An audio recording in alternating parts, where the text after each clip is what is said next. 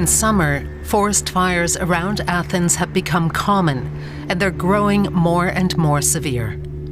In August 2024, the flames got so close to the Greek capital that entire neighborhoods had to be evacuated. Firefighters are barely able to control them. But eventually they are not going to be forests.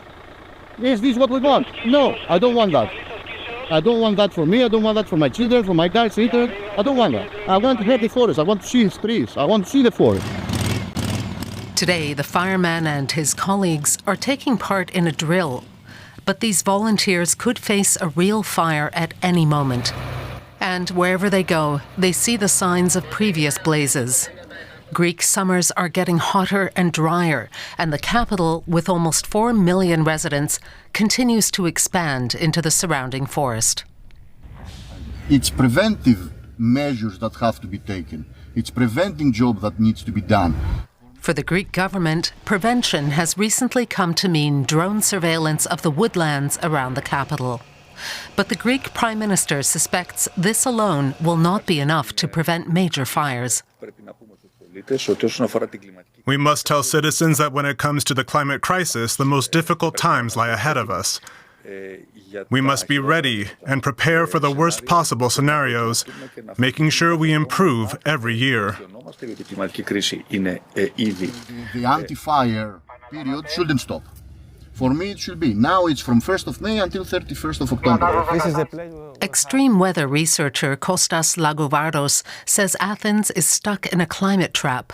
Last year, his observatory, high above the city, nearly fell victim to the flames. So, we have long heat waves, that means also dry conditions. Summer, especially in this part of Greece, are dry. And when also you have strong winds, this is the worst combination. High temperature, strong winds. Researchers like Lagovardos fear that this summer Mount Hymettus could be ground zero for the next disaster.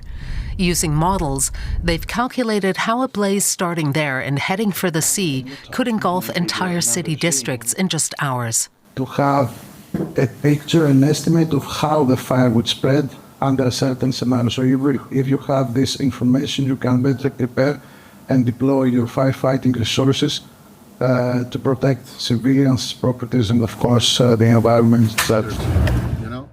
Volunteer firefighter Pavlos Afendras knows disaster could strike at any time. The warmer the weather, the more often he goes on patrol on Mount Hymettus. There's ample water to supply the fire hydrants, but when Afendras and his colleague check the access roads for fire trucks, they find a number of parked cars. Cars parked into the forest, Unfortunately, I cannot answer to that. The people who live on the city's outskirts say the government will be to blame for the next disastrous fire. The state is doing nothing. For years we've been demanding a buffer zone between neighbourhoods and the forest, with vegetation that doesn't burn easily, but they don't care. Today, the risk of a forest fire on Mount Hymettus is low, but that can change at any time. The city's volunteer firefighters are at the ready around the clock.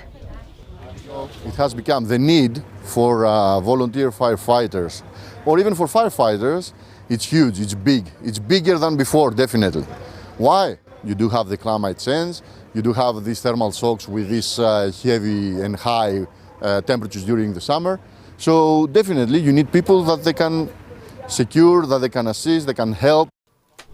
And they might be needed as soon as tomorrow, whether it's on Mount Hymettus or somewhere else in or around Athens, a city of 4 million caught in a climate and fire trap.